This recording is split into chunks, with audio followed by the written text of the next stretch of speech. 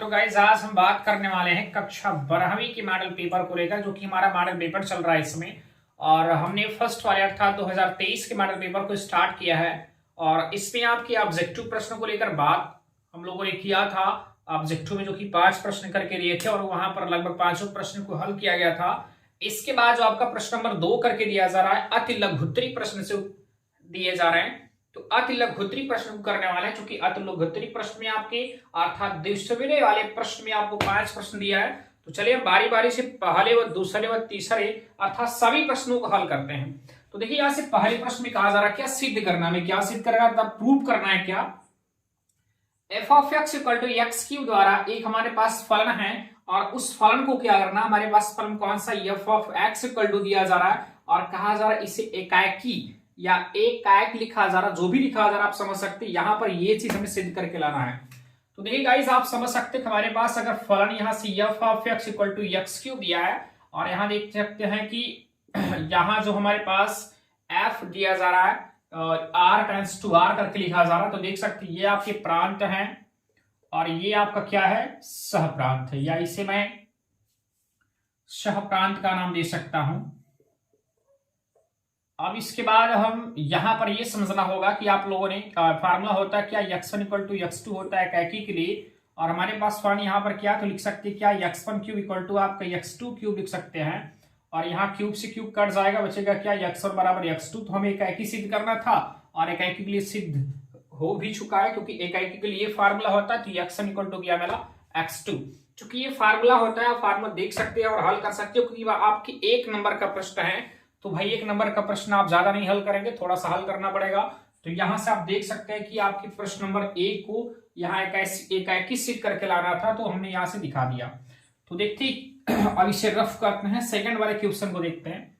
Second में कहा जा रहा है x बराबर 3 पर फलन हमें दिया जा रहा है क्या 2x स्क्वायर माइनस 1 की कारण यहाँ पर कॉन्टिन्यूटी हमें प्रूव करके लाना होगा। इसमें भी या जांच करनी है क्या कि ये कॉन्टिन्यूटी है अर्थात सत्यता या सतत है या नहीं। तो देखिएगा हमारे पास जो फंक्शन है F of X equal to दिया जा रहा है क्या 2x स्क्वायर माइनस 1 और x बराबर 3 पर कहा जा रहा है हमें कॉन्टिन्यूटी दिखाना है। अब हल करके दिखाना होगा कॉन्टिन्यूटी होगा या डिसकॉन्टिन्यूटी। तो आप देख सकते हैं सबसे पहले आप लोगों ने पढ़ा होगा चैप्टर नंबर 5 को लेकर एनसीईआरटी में 5.1 में, वह आपने देखा था कि सबसे पहले हमें क्या फलन को हल करना पड़ता था। फलन को हल करने के बाद हमें राइट हैंड लिमिट और लेफ्ट हैंड लिमिट हल करना पड़ता था। यदि राइट हैंड लिमिट और लेफ्ट हैंड लिमिट और आपका फलन जो फंक्शन होता था, यदि तीनों की वैल्यू सेम आती थी तो आपका कॉन्टिन्यूटी होता था। सेम वही यहाँ भी करना है। तो सबसे पहले फलन को हल करते हैं F of X equal to 2x square minus 1। यदि x के स्थान पर 3 रखा जाए तो एफ ऑफ 3 इक्वल टू मिल जाएगा 2 इंटू 3 का स्क्वायर माइनस 1। तो 2 इंटू 3 का स्क्वायर 9 मिलेगा और माइनस 1 कर लीजिए, 9 2 18 और माइनस 1 करेंगे तो यहां मिल जाएगा कितना 17 अर्थात एफ ऑफ 3 का मान क्या मिला आपको, तो एफ ऑफ 3 की जो वैल्यू है वो 17 मिला आपको। यदि आप लेफ्ट हैंड लिमिट को लेना चाहें तो लेफ्ट हैंड लिमिट आपका होगा क्या, लिमिट आपका x टेंस टू 3। यहां पर लेफ्ट हैंड लिमिट के लिए आप 3 निगेटिव लेते हो, उसके बाद फलन अर्थात आपका फलन एफ ऑफ एक्स होता है। थोड़ा इसको अगर विस्तार में हल किया जाए तो यहां देख सकते हैं कि लिमिट आपका x टेंस टू 3 निगेटिव और फलन आपके पास क्या है 2x स्क्वायर माइनस 1। तो यहां देख सकते हैं अगर 2x स्क्वायर माइनस 1 लिखा जा रहा है तो अगर लिमिट को चेंज करना चाहे जो लिमिट को चेंज करेंगे तब पर भी वही जवाब मिलेगा और लिमिट को नहीं चेंज करेंगे तब पर भी होगा। तो यहाँ 3 से बड़ा हमें नंबर लेना होगा। 3 से बड़ा का अर्थ होगा 3.01 ले सकते हैं या 3.1 3.2 ले सकते हैं या मैं 3 ले सकता हूं। यदि 3 लिया जाएगा तो आपको 17 मिलेगा, ये कर सकते हैं। या 3 से थोड़ा सा बड़ा लिएगा 3.1 की बात करेंगे तो मिलेगा वहां पर क्या 7 पॉइंट कुछ मिल जाएगा, 17 पॉइंट कुछ मिलेगा। तो हम यहाँ 3 ही रखकर देख सकते हैं। तो क्या मिल जाएगा आपको 2 इंटू 3 का स्क्वायर माइनस 1 अर्थात 17 मिलेगा। और ऐसे ही आप राइट हैंड लिमिट की बात करें आर एच एल की बात करें तो यहां पर लिमिट आपको x tends to 3 positive F of X मिलेगा। तो यदि हम बात करें फलन को लेकर 2x स्क्वायर माइनस 1 हुआ और ये आपका limit x tends to 3 positive अर्थात 3 से बड़ा नंबर लेना होगा। 3 से बड़ा सॉरी यहां पर लेफ्ट हैंड लिमिट के लिए हमें छोटा लेना पड़ता है। तो यहाँ जो हमें राइट हैंड लिमिट जो हमारा ये रहा इसमें तो बड़ा, ये लेफ्ट हैंड लिमिट में 3 पॉइंट से आप कम लेंगे। तो 3.0 से कम लेने का अर्थ यह है कि आप 2.98 कर लीजिए या 2.99 कर लीजिए तो लगभग आपको मिलेगा 6.98 लगभग करके, और लगभग में आप 17 लिख सकते हैं। और यहाँ पे करना क्या होगा, आपको 3 से बड़ा लेना पड़ेगा, तो इसमें भी आप कुछ 3 ही रखकर देख सकते हैं। तो यहाँ भी मिलेगा आपको क्या 17, तो देख सकते हैं लेफ्ट हैंड लिमिट और राइट हैंड लिमिट और फलन आपकी तीनों सेम है, तो यहाँ से आपका कॉन्टिन्यूटी बनेगा अर्थात सतत है।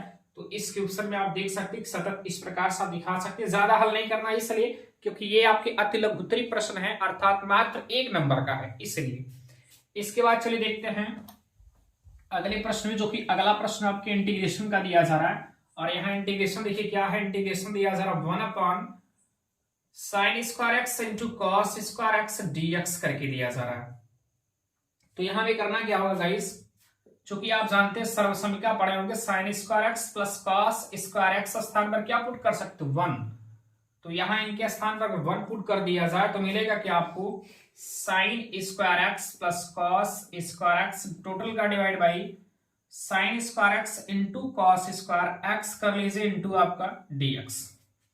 यदि यहाँ sin² x को इनके साथ तोड़ते हैं, अलग अलग कर दिया जाए, इसके बाद cos स्क्वायर को इनके साथ तोड़ेंगे तो देख सकते हैं यहाँ मिलेगा क्या sin² x अपॉन कर लेंगे क्या sin² x into cos square x हो जाएगा, और प्लस आपके या इंटू dx कर लीजिए, प्लस इंटीग्रेशन आपका मिला क्या cos square x upon sin² x into cos square x. cos से cos कैंसिल आउट, sin से sin, यहाँ बचा आपके पास 1/cos, तो 1/cos square x into dx, plus यहाँ बचा 1/sin, तो लिख सकते हो 1/ आपकी sin square x into dx। अब आप देख सकते हो 1/cos स्क्वायर को लिख सकते हैं क्या sec square x into dx, और इनको लिखा जा सकता है क्या 1/sin को या sin स्क्वायर को cosec square x into dx। अब यदि इनके हम बात करें इंटीग्रेशन को लेकर, तो इंटीग्रेशन समझ सकते हैं sec स्क्वायर एक्स का क्या होता है tan x, और यहाँ बात करना चाहेंगे cosec का क्या होता है cot, तो माइनस आप cot लिख सकते हैं cot x प्लस c। यहां से हमें मिल जाएगा प्रश्न नंबर ग को लेकर, जो कि इसमें मिलेगा आपको आंसर ये, तो आप देख सकते हैं, अगर लिखना चाहो तो लिख सकते हैं। अब इसके बाद बात करेंगे हम प्रश्न नंबर चौथे को लेकर, दूसरे का चौथा, यहाँ पर अवकलन समीकरण से रिलेटेड क्वेश्चन है। तो यहाँ दिया जा रहा क्या हमारे क्वेश्चन में, dy/dx equal to x² plus sine 4x divide by y। तो यहाँ अगर इनको अवकलन समीकरण की बात करें तो आप देख सकते हैं अवकलन समीकरण में अगर ऐसी प्रक्रिया होती है तो हम y को y की तरफ और x को x की तरफ करते हैं, तो इनको इस तरफ करेंगे तो होगा क्या y इंटू dy, और इनको इनके साथ लेंगे तो x² प्लस साइन आपके 4x हुआ, और इंटू यहाँ से dx लिख सकते हो। अब यहाँ देख सकते हैं दोनों पक्षों में हम समाकलन कर सकते हैं, तो जब समाकलन करेंगे तो यहाँ लिखना पड़ेगा आपको क्या, दोनों पक्षों में समाकलन करने पर, जब समाकलन करेंगे आप तो समाकलन करने पर देखिए क्या मिलता है आपको। यहां अगर हम बात करें y dy का तो हो जाएगा क्या इंटीग्रेशन आपका y dy equal to integration इनका होगा क्या x² प्लस आपके साइन 4x इंटू आपका dx बन जाएगा, और y का पावर 1 है, एक्सपोनेंट से करना चाहेंगे तो मिलेगा y² बाई आपके 2 इंटू यहाँ प्लस c2 करना नहीं, इक्वल टू कर लीजिए आप, x² का अलग से करेंगे तो x power 3/3 plus sine 4x का होगा क्या माइनस कॉस 4x अपॉन 4 मिलेगा, और प्लस c कर लीजिए तो y² upon 2 equal to x³/3, और ये plus minus minus cos 4x upon 4 और प्लस c, तो ये यहाँ का प्रश्न नंबर ग का जवाब। तो यहाँ से आप देख सकते हैं किसका हमें अवकलन समीकरण याद करना था, तो अवकलन समीकरण इतना मिल चुका है। और लास्ट वाले क्वेश्चन में अंग वाले में क्या कहा जा रहा है, अंग वाले भी प्रश्न को देखते हैं, तो इसको रफ कर दिया जा रहा है। अंग वाले क्वेश्चन कहा कि दर्शाइए कि सदिश या वेक्टर, इसको ये लेते हैं, ये वेक्टर बी आपका मान लेते हैं, और कहा जा रहा संरेखीय, और संरेखीय के लिए आप लोगों ने वेक्टर वाले सेक्शन में पढ़ा था क्या, वेक्टर ए इक्वल टू आपका लैम्डा वेक्टर बी होना चाहिए, लैम्डा यहाँ पर एक कांस्टेंट वैल्यू होना चाहिए। तो हमें यहाँ पर यही सिद्ध करना चाहिए क्या, या सिद्ध करना है कि वेक्टर ए जो होना चाहिए वो वेक्टर बी इक्वल टू होगा, बट आपके लैम्डा अर्थ है ये कांस्टेंट वैल्यू के मल्टीपल इक्वल होना चाहिए। तो ये समझते हैं, यहाँ पर मानते हैं कि वेक्टर ए इक्वल टू दिया जा रहा है 2i minus 3j plus 4k, और वेक्टर बी जो हमें दिया जा रहा मान लेते हैं क्या 4i minus 6j plus 8k। इनको हल करने की बात किया जाए तो वेक्टर बी को देख सकते हो, वेक्टर बी को मैं लिख सकता हूं क्या, यहां से 2 कॉमन कर सकता हूं, बचेगा आपके पास 2i माइनस 3j और प्लस आपकी 4k। Vector A equal to sorry vector B equal to यहाँ 2 कर लीजिए, और यहाँ देख सकते हैं मैं इसको क्या लिख सकता हूँ, वेक्टर ए लिख सकता हूं। तो यहाँ वेक्टर ए लिखेंगे तो देखिए यहाँ पर समरेखी या संरेखी का रोल मैचिंग करने लगा। मैंने कहा ना vector A B equal to lambda vector A लिख सकते हो, आप इस प्रकार से भी लिख सकते हो, या vector A equal to lambda vector B, कोई दिक्कत नहीं है, आपका ए और बी इस प्रकार से हो सकता है। तो हमारे कांस्टेंट वैल्यू लेमडा, जो कि लेमडा की वैल्यू यहाँ 2 मिल रहा है, इस प्रकार का होना चाहिए। तो दर्शाने के लिए कहा गया था, तो आप देख सकते हैं यहाँ समरेखी है। तो क्वेश्चन आपका 2 का पूरा हुआ। इसके बाद हम अगले वाले वीडियो में गाइस बात करने वाले हैं प्रश्न नंबर 3 को लेकर, जो कि आपके 2 नंबर के प्रश्न होंगे।